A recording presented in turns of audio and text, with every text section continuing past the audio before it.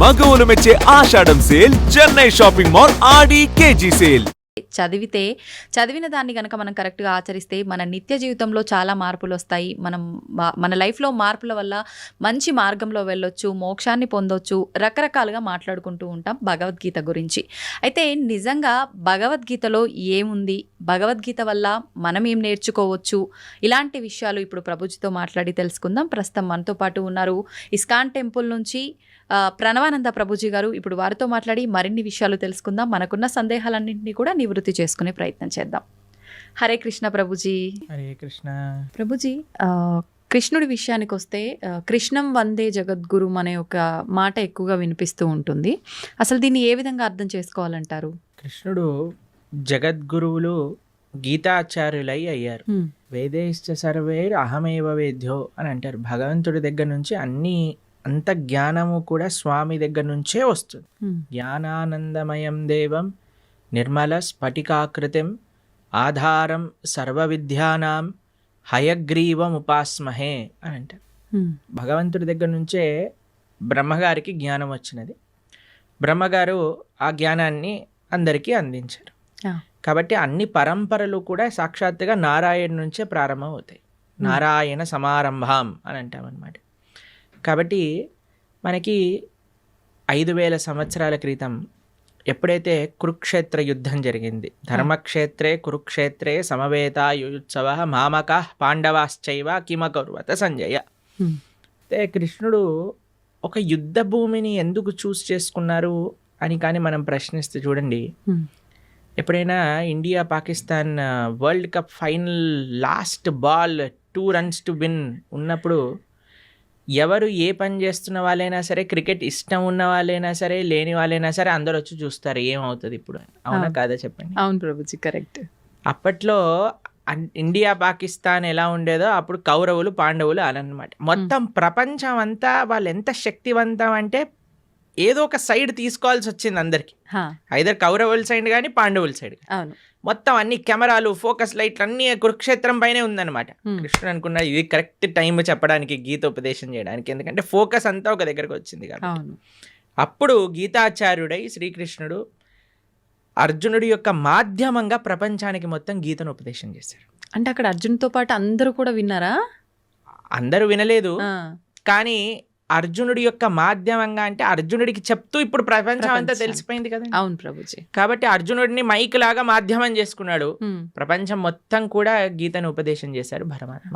అయితే ఎందుకు జగద్గురువు అంటారంటే భగవద్గీత సనాతన ధర్మానికి ఒక ఫౌండేషన్ బుక్ అన్నమాట. సనాతన ధర్మం యొక్క సిద్ధాంతాలన్నీ కూడా భగవద్గీత ప్రస్తావన చేసింది, ప్రతిపాదన చేసింది. అందుకే ఆచార్యులందరూ కూడా గీత పైన భాష్యాన్ని రచించారు. కాబట్టి ఇప్పుడు చూడండి, మీకు ఒక విషయం చెప్తాను. మీరు ఒక న్యూస్ పేపర్ ఇచ్చారనుకోండి, మీరు ఈ న్యూస్ పేపర్ చదవండి అని చూస్తారు. మీరు ఇది నిన్న న్యూస్ పేపర్ పక్కన పెట్టేస్తారు. అవునా? మీకు ఒక డైరీ ఇచ్చారనుకోండి, ఇప్పుడు 2025 వస్తుంది, మీరు చూసారనుకోండి, అరే ఇది 2023, ఇది ఏమంటారు మీరు సామాన్లు లిస్ట్ రాసుకోవడానికి, తర్వాత ఐరన్ ఎన్ని ఇచ్చారు అని రాసుకోవడానికి యూజ్ చేస్తారు. ఎందుకంటే 2023 డైరీ 2025లో పనిచేయదు. కరెక్ట్ ప్రభుజీ. కానీ మీరు చూడండి, భగవద్గీత 5000 సంవత్సరాలు అయినది, కానీ ఇప్పటికీ అందరూ అధ్యయనం చేస్తున్నారు భగవద్గీతని. ఇప్పటికీ అన్నిటికంటే మోస్ట్ కమెంటెడ్ బుక్ ఏదన్నా ప్రపంచంలో ఉంటే అది భగవద్గీత. ప్లస్ భగవద్గీతలో ఏం మార్పులు లేవు. స్వామి చెప్పిన 700 శ్లోకాలు ఏవైతే భగవద్గీతలో ఉన్నాయో అవే నడుస్తూ ఉన్నాయి ఇప్పటికి కూడా. ఇంకా వాటి యొక్క అప్లికేషన్ పెరుగుతుంది. మొన్న మేము ఒక మేనేజ్మెంట్ కోర్స్ అటెండ్ అయ్యాం అనమాట. అందులో చెప్తున్నారు, ప్రపంచంలో ఎవరు మేనేజ్మెంట్ ప్రిన్సిపల్ చెప్పినా అది భగవద్గీత నుంచే దొంగతనం చేసినవి. వాళ్ళు తీసుకెళ్ళిపోతారు, దాన్ని ఒక వెస్టర్నైజ్డ్ పబ్లిసిటీ చేసి మనకు అమ్మేస్తూ ఉంటారు. మనమేమో చాలా అమాయకులుగా ఎంత బాగా చెప్పారు. అవన్నీ గీతలో ఉన్నాయి. కాబట్టి గీతాచార్యుడిగా ప్రపంచంలో ఎవరైనా సరే గీత పట్టుకొని చదివితే వారి యొక్క మనసు మార్పు చెంది, వారి యొక్క జీవితం మార్పు చెందే ఒక జ్ఞానాన్ని కృష్ణుడు ఇచ్చాడు. కాబట్టి ఆయన జగద్గురువు అయ్యారు, మొట్టమొదటి జగద్గురువు అయ్యారు. కాబట్టి అందరి గురువులకి ఆయనే గురువు. ఎందుకంటే ఆయన ఉపదేశం చేసిన తత్వములే మనందరం మాట్లాడుకుంటాం కాబట్టి. అది నారాయణుడిగా ఆయన జ్ఞానాన్ని ఇచ్చిన, కృష్ణుడిగా ఆయన జ్ఞానాన్ని ఇచ్చిన, వ్యాసుడిగా ఆయన జ్ఞానాన్ని ఇచ్చిన, హయగ్రీవుడిగా ఆయన జ్ఞానాన్ని ఇచ్చిన, హంసావతారంగా జ్ఞానాన్ని ఇచ్చిన, కపిలుడిగా జ్ఞానాన్ని ఇచ్చిన, అన్ని అవతారాలు జ్ఞానాన్ని పంచడానికి కోసమే వచ్చాయి. కాబట్టి ఆయన జ్ఞాన నిధి. అందులో భగవంతుడికి షడైశ్వర్య సంపూర్ణుడు అంటాడు. భగవాన్ అనే వాటికి నిర్వచనంగా పరాశర మహర్షి విష్ణు పురాణంలో షడ్ ఐశ్వర్యములు పరిపూర్ణంగా కలిగినవారు అని చెప్తారు. అందులో ఒక ఐశ్వర్యం సకల జ్ఞానము కలిగినవాడు ఆయన. కాబట్టి ఆయనకి తెలియనదంటూ ఏముండదు. ఆయన ఇచ్చేదే మనకి ధర్మము అని అంటే. అందుకే మన శాస్త్రములు ధర్మస్తు సాక్షాత్ భగవత్ ప్రణీతం. భగవంతుడు చెప్పినదే ధర్మము, భగవంతుడు చెప్పిందే గీత. ఆ గీత ఎక్కడ ప్రపంచంలో ఎవరు అధ్యయనం చేసి పాలించినా సరే వాళ్ళు సుఖ సంతోషాలతో ఉంటారు.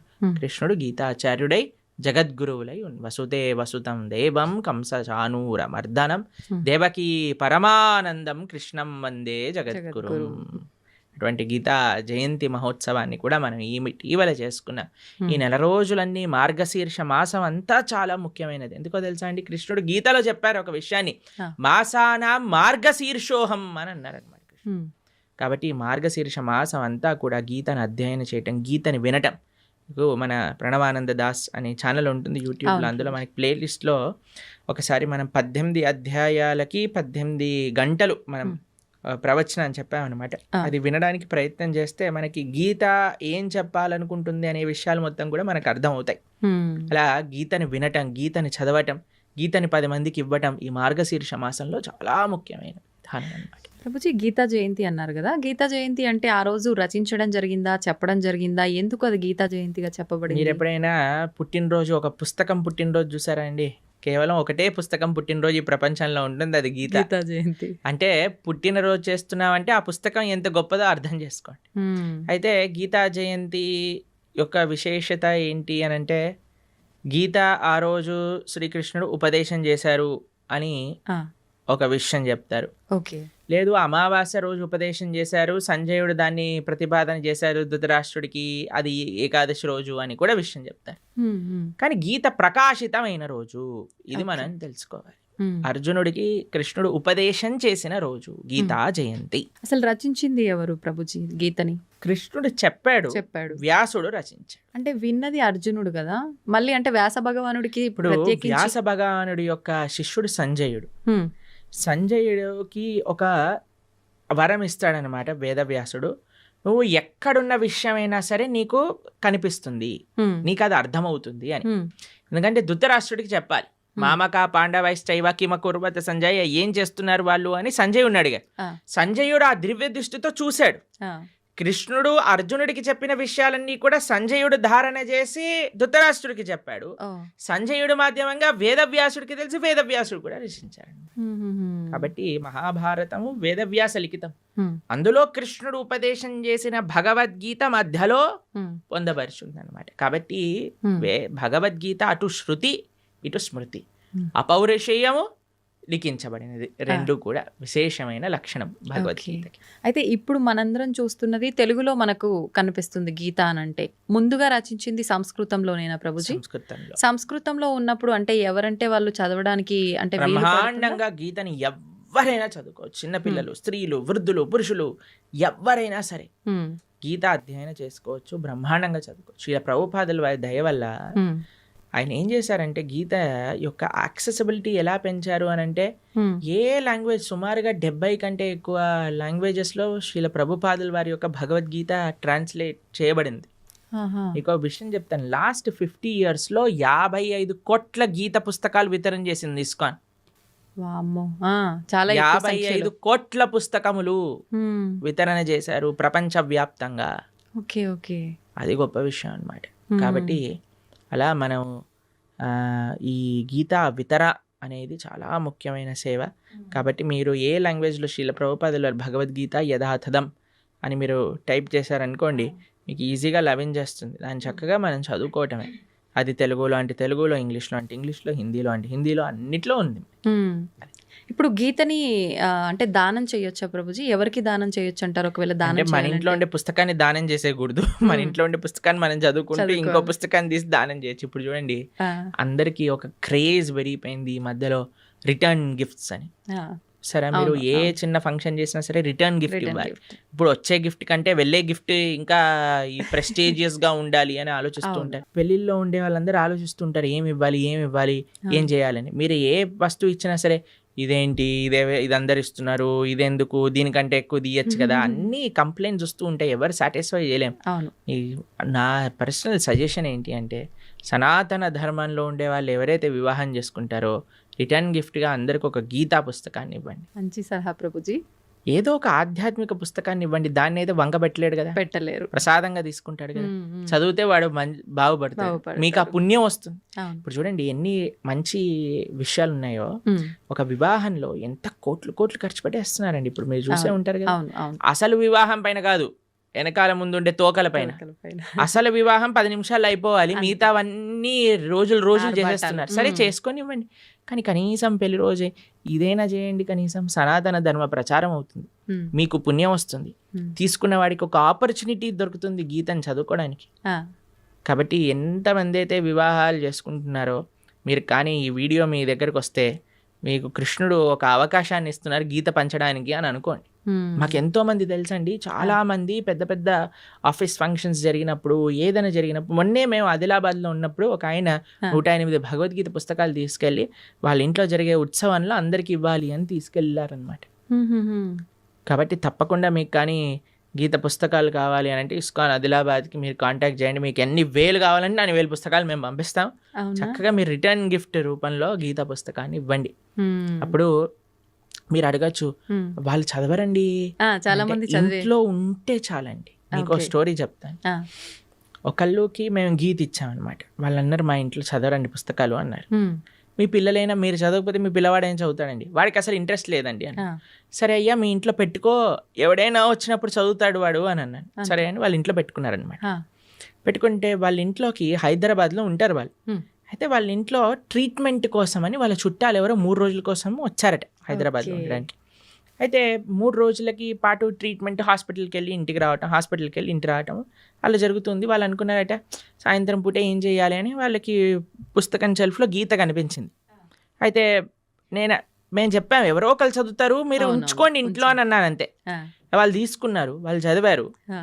వాళ్ళకి చాలా నచ్చింది ఆ పుస్తకం. వాళ్ళ ఇంటికి తీసుకెళ్ళిపోయారు. ఉమ్. వాళ్ళు ఉండేది ఎక్కడో మహబూబ్ నగర్ ప్రాంతంలోనే ఎక్కడో. ఆహా. వాళ్ళు గీత చదివి వాళ్ళు భక్తులైపోయారు. ఓహో.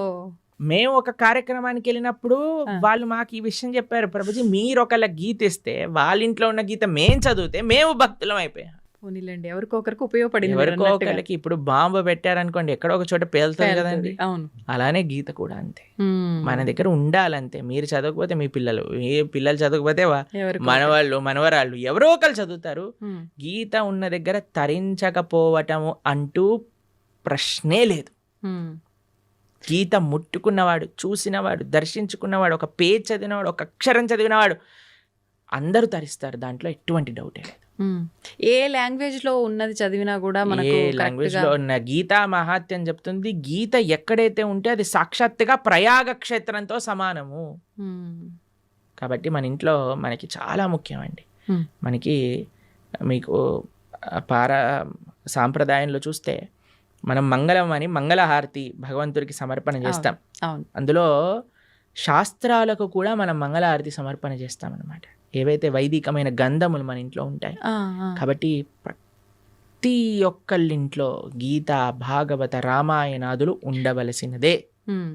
మీరు అనుకోకండి మా ఇంట్లో ఎవరు చదవరు, తెచ్చి పెట్టండి, ఎవరో ఒకరు చదువుతారు. పూజ రూమ్ లో పెట్టి ఉంచొచ్చా ప్రభుజీ? పూజ రూమ్లో పెట్టేసి మంచిగా వాటికి అన్ని క్లాత్ కట్టేసేసి లోపల పెట్టేసి దండలేసేసి పుష్పాలు, పూలు, పసుపు చదవాలన్నా సరే ఆ మూట తీయటం కూడా పలకన్నా సరే వద్దులే బాబు అన్నట్టుగా ఉండకూడదు. ఉండొద్దు. యాక్సెసిబుల్ గా ఉండాలి ఎవరైనా చదువుకోవాలన్నప్పుడు. అవును, అవును. కాబట్టి ఈ పూజ చేసేయమనండి అంటే ఉమ్. ఇప్పుడు అందరూ మొన్న గీతా జయంతి రోజు ప్రవచనం చెప్తున్నాం అనమాట. ఆ, అన్న మీ అందరికీ ఇప్పుడు భగవద్గీత ఆరాధన ఎలా చేయాలో చెప్తాను, అందరు ఫస్ట్ ఆచమనం చేయండి అనగానే అందరు పుస్తకాలు తీసుకొని రాసుకుంటున్నారనమాట. ఫస్ట్ ఆచమనం చేయాలి, దాని తర్వాత మీ కుడి చేత్తో గీత తీసుకోండి, కుడి చేత్తో గీత తీసుకో, ఎడం చేత్తో పట్టుకోండి, దాన్ని ఓపెన్ చేయండి, చదవటం ప్రారంభించండి, ఇదే ఆరాధన అంటే ఓ ఇదేనా ఆరాధన, మేము ఇంకేదైనా చెప్తారే అనుకున్నాం ప్రభుజీ గారు, అవును. ఏం పుష్పాలు తేవాలి, ఏం అభిషేకాలు చేయాలి అని.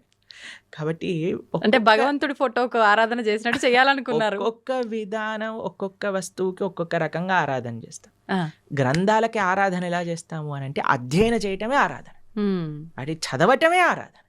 ఓకే. కాబట్టి ఏదో మనం ఆరతులు తిప్పేసామా అది ఇది కాదండి. మెయిన్ మనం చదవాలి పుస్తకాన్ని, ఉమ్. గీతను, భాగవతాన్ని, వీటన్నిటిని అధ్యయనం చేయటమే ముఖ్యం. ఇప్పుడు చదవాలన్నప్పుడు చాలా మందికి మాంసాహారం తినే అలవాటు ఉంటుంది కదా ప్రభుజీ. మాంసాహారం తిన్న తర్వాత చదవాలనుకుంటే చదవచ్చా? ఫస్ట్ మాంసాహారం మానేయండి అందరూ. మేము అదండి. మానలేము అనుకుంటే తప్పదు. అలా అలా ఎందుకు అనుకుంటారు మానలేము అని?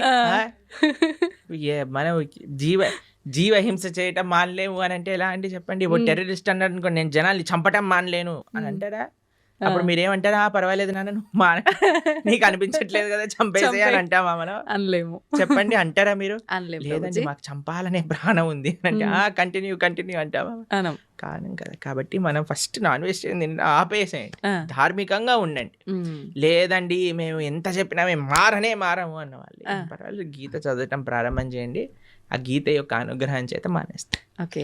కాబట్టి మీకు ఒక విషయం చెప్తాను, ఎందుకు మానేయమంటున్నాం అంటే, ఉమ్, ఇప్పుడు గీత చదివినప్పుడు అది వంటికి ఎక్కాలి కూడా కదండి. అవును. ఇప్పుడు డాక్టర్ గారి దగ్గరికి వెళ్తారు మీరు, ఉమ్, డాక్టర్ గారి దగ్గరికి వెళ్ళినప్పుడు డాక్టర్ ఏం చేస్తారు, మీకు ఈ మెడిసిన్ వేసుకోండి అని ఇస్తారు. ఆ, దాంతోపాటు ఇవి తినకూడదు అని ఒక లిస్ట్ ఇస్తారు మరి. అవును ప్రభుజీ. డాక్టర్ ఏమంటాడంటే, ఉమ్, ఇవి తినటం ఆపేస్తేనే నీకు ఈ మెడిసిన్ పనిచేస్తుంది. అవునా కదా అవును, చెప్పండి. అవును. ఇప్పుడు మీరు నాకు అడిగారు అనుకోండి, ప్రభుజీ మెడిసిన్ మెయినా ఇవి ఆపేయటం మెయినా అని నేను మిమ్మల్ని అడిగాడు అనుకోండి, మీరు ఏం చెప్తారండి? మెడిసిన్ ఏమైనా చెప్తా నేను. మెడిసినే మెయినా, ఆపటం మెయిన్ కాదు కదా. కాదు, దాని బదులు ఇంకో ఫుడ్ తినొచ్చు, కానీ మెడిసిన్ ఆపితే అది తగ్గదు కదా ప్రభుజీ. ఆహా, నేను అడిగే ప్రశ్న ఏంటి అంటే, ఇప్పుడు ఈ మెడిసిన్ మెయిన్ అనుకున్నాం అనుకోండి, ఆ, ఈ మెడిసిన్ వేసుకుంటూ డాక్టర్ తినద్దు అన్న విషయాలు కూడా తింటూ ఉన్నాం అనుకోండి, మనకి మెడిసిన్ శరీరం పైన పనిచేస్తుందా? పని చేయదు. రెండు మెయినే కదా. ఎంత మెడిసిన్ మెయినో అంతే పథ్యం కూడా మెయిన్. మెయిన్. అవును, అవునా కదా. అవును. అలానే ఎంత మనం గీత చదవటం ముఖ్యమో ఉమ్, అంతగా ఏవైతే గీత వద్దు అని అంటుందో వాటిని దూరంగా పెట్టడం కూడా ముఖ్యమే. ఓకే. మనం ఎప్పుడైతే మాంసాహారం, మద్యం, మాదక ద్రవ్యాలు, జూదం ఇవ్వ ఆపటం వల్ల ఏమవుతుంది అంటే, మెడిసిన్ ఏదైతే మనం తీసుకుంటున్నా, గీత అధ్యయనం చేస్తున్నామో, జపం చేస్తున్నామో, పూజ చేస్తున్నామో, ఆరాధన చేస్తున్నామో, అది మనకి వంటికి ఎక్కుతుంది. ఓకే. మనకి ఏంటి తత్వము అని అర్థం అవుతుంది, లేకపోతే అర్థం కాదు. ఎందుకంటే ఈ డీపర్ స్పిరిచువల్ సైన్సెస్ అర్థం చేసుకోవాలంటే మనం సత్వగుణంలోకి రావాలి. సత్వగుణం అంటే ఎటువంటి జీవహింస, ప్రాణిహింస, స్వయం హింస. ఇప్పుడు చూడండి, మాంసాహారం తినడం అంటే వేరే వాడిని హింసించడం. మాదక ద్రవ్యాలు, సిగరెట్, మందు, ఇప్పుడు చూడండి, ఇది శాస్త్రం వరకు చెప్పాల్సిన అవసరం లేదండి, సిగరెట్ డబ్బా పైనే చూపిస్తుంది స్మోకింగ్ కాజెస్ క్యాన్సర్ అని. మీరు సినిమాలలో ఒక చిన్న మందు బాటిల్ చూపించారంటే పక్కన smoking and drinking is dangerous to health అని అంటారు. అవును ప్రభుజీ. ఒకటి, మీరు వేరే వాళ్ళనైనా హింసిస్తున్నారు, మీ శరీరాన్ని మీరు స్వయంగానే హింస పెట్టుకుంటున్నారు. ఎక్కడైతే హింస ఉన్నదో అక్కడ ధర్మం ఉండలేదు. మొన్న మేము ఒక విషయంలో చెప్తున్నాం అనమాట, హిందూ అంటే అర్థమే హింసకి ఎంతో దూరంగా ఉండేవాడే హిందువు. అది హిందూ యొక్క అర్థం. ఓకే. ఓకే. కాబట్టి మాంసాహారం తిని గీత చదవచ్చా అని అంటే, ఫస్ట్ మాంసాహారం మంజేయండి. ఇప్పుడు ధనుర్మాసం వస్తుంది, తర్వాత కొత్త సంవత్సరం వస్తుంది, ఒక సంకల్పం తీసుకోండి. ఎవరైనా అంటారండి మేము తినకపోతే చచ్చిపోతామని? అలాంటి వాళ్ళు ఎవరైనా ఉంటారా అండి? లేదు కదా. అదేమి, నేను ఇప్పుడు ఊపిరి పీల్చుకుపోతే చచ్చిపోతాను అని అంటే ఓకే పర్వాలేదయ్యా, ఊపిరి పీల్చుకో అని చెప్తాను. నీళ్ళు తాగకపోతే చచ్చిపోతాము, సరే పర్వాలేదు, అది కూడా ఒప్పుకుంటే. నేను వేరే ప్రాణిని చంపి తినకపోతే చచ్చిపోతాను అనేవాడు ఉంటాడా అండి ఎవరైనా? లేరు కదా. కాబట్టి అది నీ ప్రాణం పైకి రావట్లేదు, కాబట్టి వేరే వాళ్ళ ప్రాణం తీయకు. కాబట్టి మనం ఒక సంకల్పం తీసుకుందాం, మంచిగా ధార్మికంగా ఉండడానికి ప్రయత్నం చేద్దాం.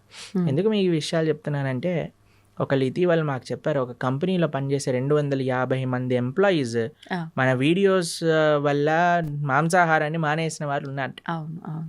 కాబట్టి అందుకేసమే మనం మళ్ళీ చెప్తున్నాం, ఎందుకంటే జనాలకి పాపం తెలియదు. ఇప్పుడు ఉండే ప్రవచనకర్తలు కూడా ఎలా తయారయ్యారంటే, ఏం తిన్నా పర్వాలేదు, మీరేం చేసినా పర్వాలేదు, అన్నీ వాటికి సంబంధం లేదు, అది ఇది అంటున్నారు.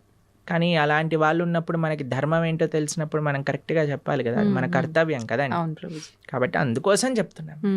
కాబట్టి మంచిగా ధార్మికంగా ఉండండి, మంచి భగవంతుడి యొక్క కృప పొందే విధంగా ఉండాలి. కాబట్టి గీత చదవండి. గీత చదివిన విషయాలు ఎప్పుడైతే మనం అర్థం చేసుకుంటామో అప్పుడు మన చెడు అలవాట్లన్నీ కూడా ఒకదాని తర్వాత ఒకటి పోతాయి, దాంట్లో ఎటువంటి సందేహం లేదు. ప్రభుజీ, ఇప్పుడు ఆహార నియమాలు అయితే పాటించాలి ఆధ్యాత్మికంగా మనం ఉన్నప్పుడు, మన ధర్మ ప్రకారంగా శాస్త్రంలో ఏం చెప్పబడిందో అని అన్నారు. అయితే ఆహార నియమాలు పాటించడం వరకు ఓకే, కానీ ఆహారం కూడా తినకుండా, అంటే ఉపవాసం తినకుండా పూజలు చేయమని అలా ఉందా మన ధర్మంలో, అంటే ఏం చెప్తారు? మీకు విషయం తెలుసా, ఇప్పుడు పెద్ద థియరీ నడుస్తుంది, మీరు ఇంటర్నెట్లో చూడండి ఈ విషయం గురించి. ఎంత మనం తక్కువ తింటే అంత మన ఆరోగ్యం బాగుంటుంది. అవును. మీకు ఒక సైంటిస్ట్, అవార్డ్ విన్నింగ్ సైంటిస్ట్ ప్రతిపాదన చేసింది, 15 రోజులకు ఒకసారి కానీ ఉపవాసం ఉంటే క్యాన్సర్ని మొత్తం క్యాన్సర్ సెల్స్ని తినేస్తుంది బాడీ అని, ఫుల్ బాడీ డీటాక్స్ అయిపోతుంది అని. 15 రోజులకు ఒకసారి వచ్చేది ఏకాదశి. మనం ఏకాదశి ఉపవాసం ఉండండి రా అంటే దేవుడు అలా ఉండమన్నాడా, ఇది చేయమన్నాడా అని అంటారు. కానీ వెస్టర్న్ సైంటిస్ట్ వచ్చి do this fasting and you will be cancer cells will be gone అనగానే ఓ వా అని అంటారు మన వాళ్ళు. అది మన దగ్గర ఉండే ఒక మూర్ఖత్వం అంటారు చూడండి, అమాయకత్వము, అజ్ఞానము అని అనొచ్చు మనం.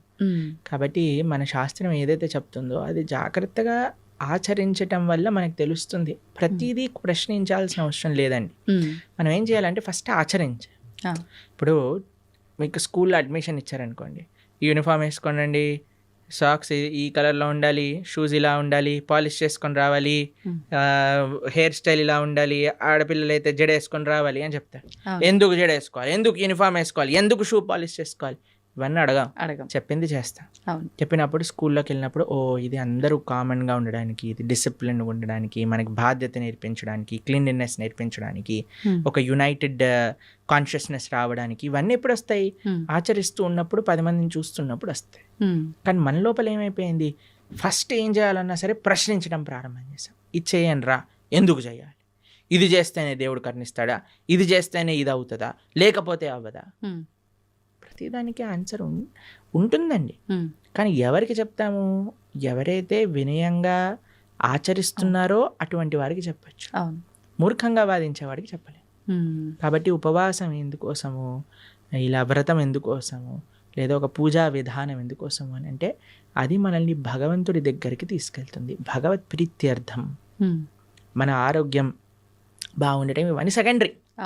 కొన్ని నియమాలు శాస్త్రములు చెప్పాయి, ఈరోజు ఇలా ఉండండి, ఈరోజు ఇలా ఉండండి అని. మన పెద్దలు చెప్పిన మాట, పెద్దల మాట పెరగన్న మూట అంటాం కదండి. పెద్దలు చెప్పిన మాటే పెరగన్న మూట అంటే శాస్త్రం చెప్పిన మాట ఇంకెంత మంచిది చెప్పాలి. కాబట్టి ఆచరించడం ప్రధానం.